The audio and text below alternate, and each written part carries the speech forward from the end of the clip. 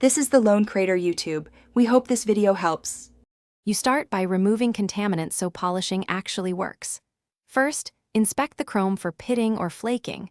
That tells you how aggressive to be. Next, spray a citrus or 70% isopropyl degreaser and wipe with microfiber until no residue remains. Once done, mask nearby paint and trim to avoid accidental abrasion or solvent damage. This step ensures you polish metal, not grime, and sets a predictable baseline for the mechanical steps that follow.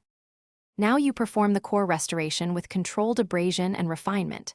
Start wet sanding only if oxidation or pitting is present. 3,000 to 5,000 grit, keep surface wet, and move evenly. Once flat and smooth, apply a medium-cut polishing compound with a dual-action polisher and a cut pad. Make light passes until scratches diminish.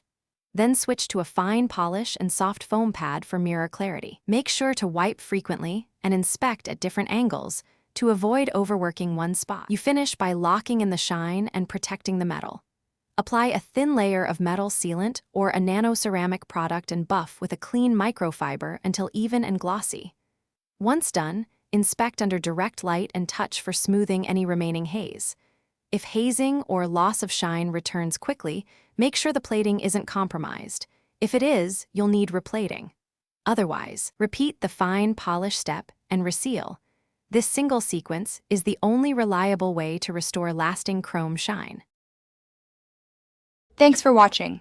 Consider subscribing if we helped you.